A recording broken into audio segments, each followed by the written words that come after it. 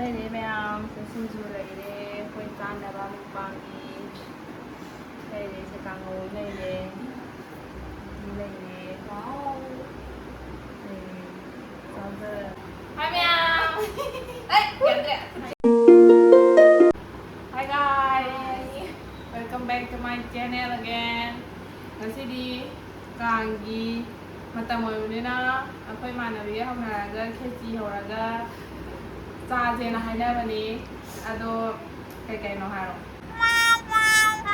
ꯂꯩꯔꯦ ꯎꯇꯤ ꯂꯩꯔꯦ ꯀꯥꯡꯍꯧ ꯌꯥꯎꯔꯦ ꯁꯤꯡꯖꯨ ꯂꯩꯔꯦ ꯑꯗꯨꯗꯤ ꯃꯌꯥꯝ ꯆꯥꯕ ꯍꯧꯖꯔꯛꯑꯒꯦ ꯈꯨꯠ ꯍꯥꯝꯅꯔꯦꯀꯣ ꯑꯩꯈꯣꯏꯁꯦ ꯂꯣꯏꯅ ꯍꯣꯏ ꯆꯥꯔꯁꯤ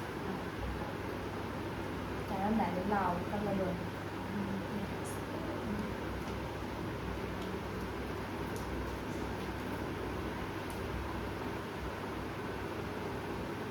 ꯍꯧꯖꯤꯛꯁꯦ ꯄꯨꯡ ꯀꯩꯅꯣ ꯇꯥꯔꯦ ꯄꯨꯡ 3 ꯍꯦꯜꯂꯦ ꯅꯨꯡꯗꯥꯡ ꯋꯥꯏꯔꯝ ꯅꯨꯡꯗꯥꯡꯒꯤ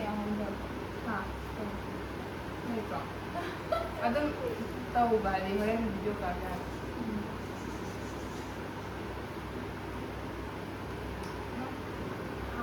ꯍꯥꯎꯋꯦ ꯎꯇꯤꯁꯦ ꯐꯖꯅ ꯂꯧꯔ ꯁꯤꯡꯖꯨꯁꯦꯀꯣ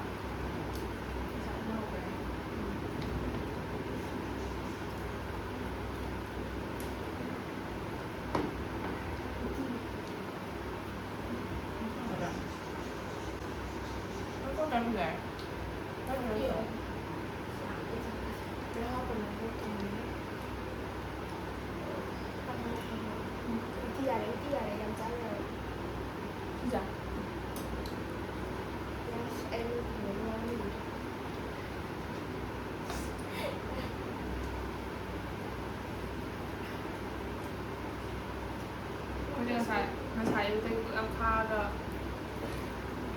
mình đâu ra sao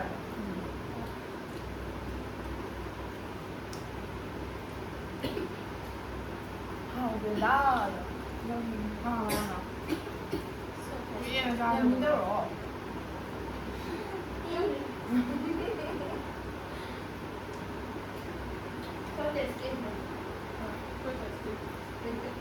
làm hả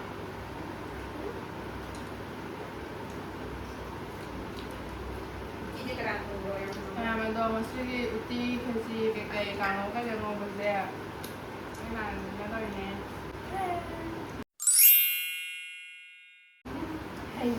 ꯍꯩꯔꯕꯅꯦ ꯃꯥꯗꯤ ꯌꯥꯝꯅ ꯄ꯭ꯔꯣꯅꯤ ꯄ꯭ꯔꯣ ꯁꯛ ꯃꯌꯥꯡ ꯃꯥꯜꯂꯁꯨ ꯃꯩꯇꯩ ꯏꯟꯖꯥꯡ ꯊꯣꯡꯕ pro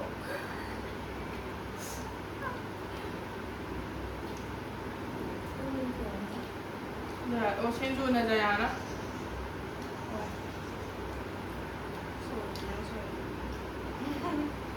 anh đi còn cũng giàu lắm rồi mà không gì xem bà video gì anh đi thằng cái là cũng phát thằng rồi bà cho anh phát thằng cả thằng cái là sao bây giờ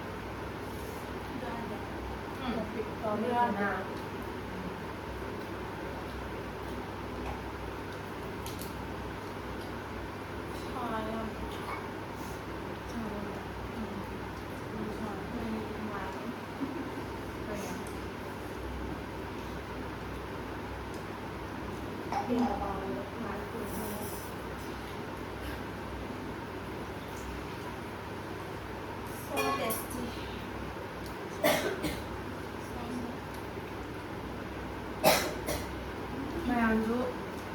mày ăn chán này mà đến đây ăn đi qua càng thì để tôi ra cái này nó không nó vậy càng thú như thế này ăn không được nào mua cho nó hơn bây giờ cái gì này thì ngày rồi mà là cũng là cái gì là như thế nào không phải nó được cái này không phải cái gì này là cái gì Sunday ngày đó bây giờ hầu là cha mình nên sẽ na mang tàu là vậy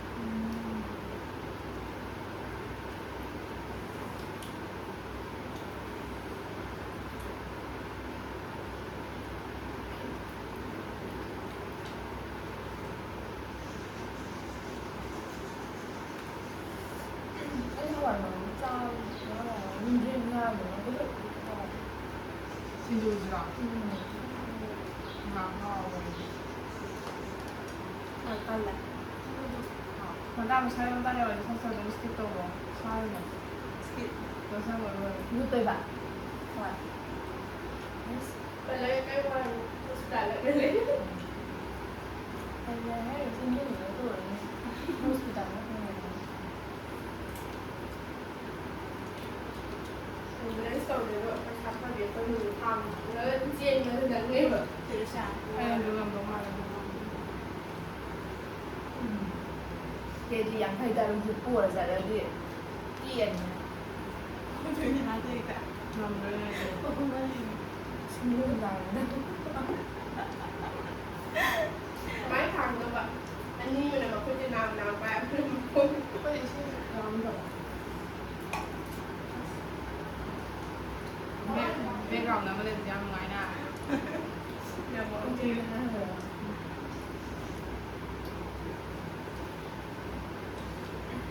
아, 그다. 마모네 공인 해와는 와. 마모네 따로 가까. 너무 예뻐 보이네. 진짜야. 봐봐.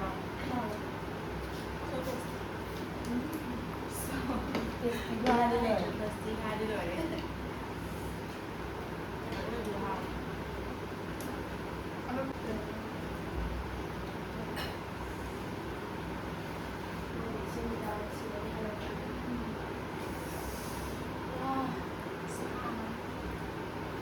아, 왜 이렇게 하고? 응. 아, 이거 봐봐. 아, 이렇게 먹어서. 한상계. เจียมผักเลย 얼마나 비대? 엑스파로야.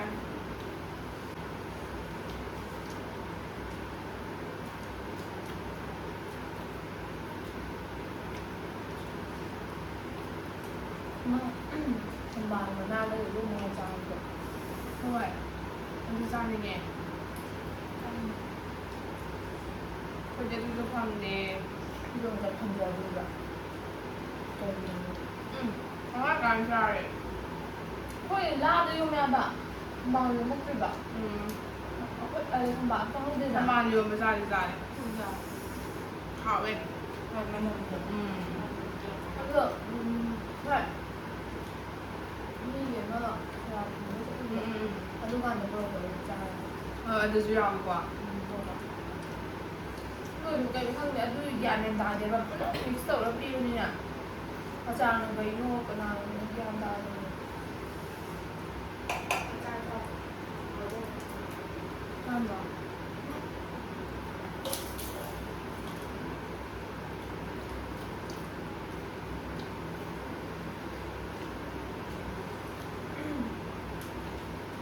이제 내가 완전 너네 마찬가지로 싸워야 싸워도 되고 마찬가지로 이렇게 전화 하러 가야 하나. Vậy. Sao mình đi không ăn gì đâu.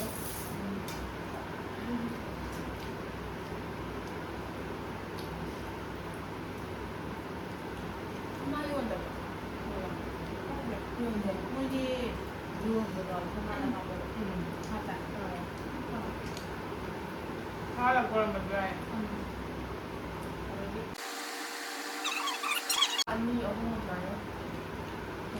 잘 이용해. Hả? Phải không được.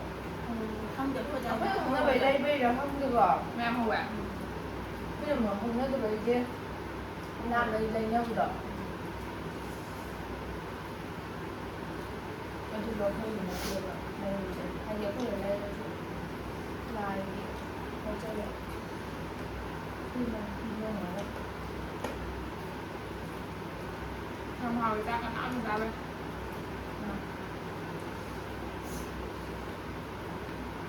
인도야 봐.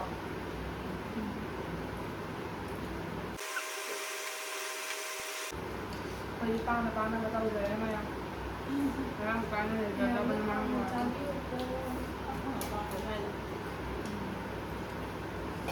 Tiền hay là tao không mà đâu. Tao đừng vô làm cái tiền tao đâu.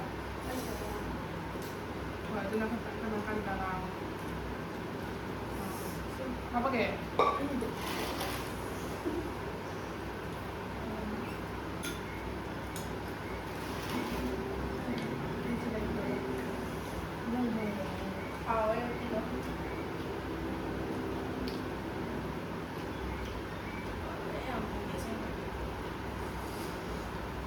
Không được cái ba đi bỏ. Ngoài trời.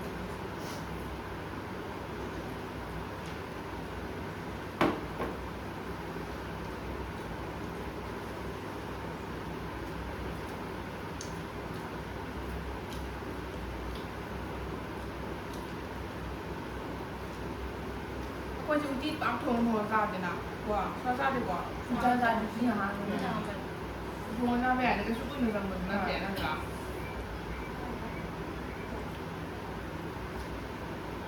건반에 전장한데 왜냐면 농아에 좀 그래.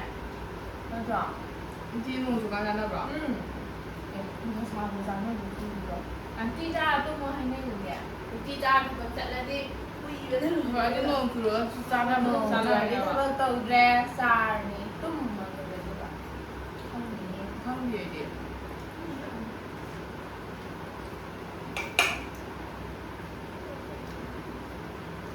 không chặt. Rất là khác rồi. Mai thì tụi này với mai mà chị em là ra thì tụi ra bạn lên cho nên vậy tụi nó chịu cái gì là mai này là gì? Khó lắm. Không chịu đúng không đi. Sao chúng ta? không muốn Đúng rồi. Chạy ra đấy là chạy đến sau cái ra rồi. Mà sao cái là đôi này luôn. 이거 파스타라고 Anh uống cao được không? chắc có gì tội đấy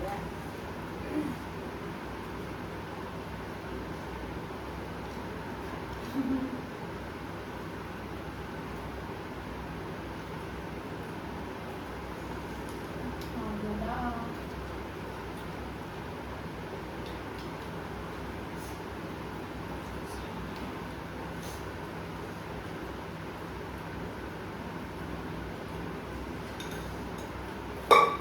Đâu đi ra học rồi.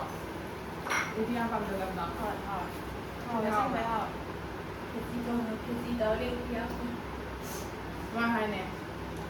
Khi chị đầu tiên đi thùng rồi. Khi chị đi ra thì cái người ta cũng không. họ có ra thì nghĩa là thay gì ấy bằng được gì ạ không biết không có ra mà không có人 Rồi. Mới mà qua xem là mình được. Mai mình ngoài này đi thùng rồi quên tiền.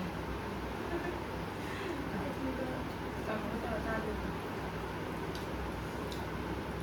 하와이 동네 유디 동네 동네야 봐. Người à? Người à? 그냥 Rồi chị cũng về đó càng nó thảo cao rồi nó hồi rồi. vào họ bài nhà hai cái tủ ra cửa cả mà đi rồi. Người nghe à? hai la rồi lại Thảo cái ngồi đây nào. Thảo lúc cái ngồi cái cũng chân xuống nó hay chơi rồi. Sao rồi? gì mà là bây giờ đi tập học ra rồi xin Hay đẹp. hay proses tao học cho lần đi học rồi tiêu đấy. đi qua Thảo phải chẳng cái gì mà rồi anh chú xuôi. Hôm nào bé cho vợ. Chắc là rồi. Không biết rồi.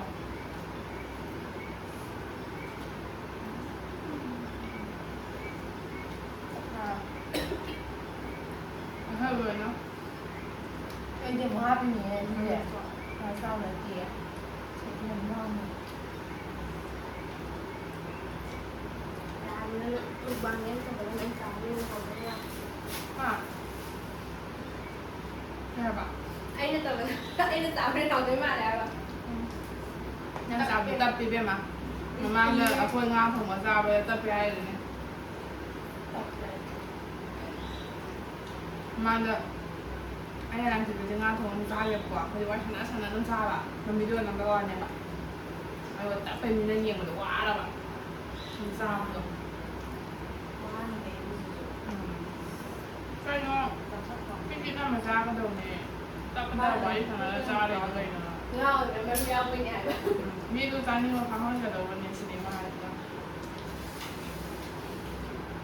完这个 ado mi na na da sa ba manu da ishin ta ga no aja ado ile ta ta ba mi ba don ta ko ni se le ha ta sa ro 对对，把我们都烧进去了。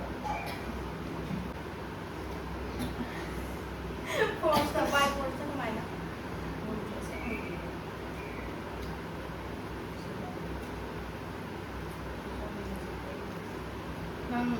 nan lu ka ya da na me ha 哇， ha pe ภาพเต็ม ha pe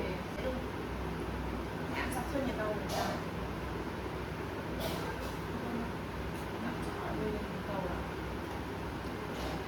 应该跟好味吧？ ha pe ni 不低级吧？ 那菜了，你 ha 好。 pe ni mi ji ji ge ge da na bu do e ha we he mi ba mo ge ke dio ka na sai do pok pok sa da di de do dum ing ba dum kuin tham dum chai ni 那对的，啊，差不多那耶。 a lo ing ba le dum da ba ha ba 啊这个的 啊，我还在那个文好对吧？而且要么呢，那听不懂，那就是把 a su ga de mi su so me a lo di de mi da na ha do de 反正就是说，也没个啥，塞了一， sin nan tha ga dum se ya mai na na ba 没有一点。 wa du na do de ya lo di si ma di sa de ma sa ge na ko ba de za lo e the video there dum mashallah ya mata sa da ma kan ge video mu khala ko le na bye bye 拜拜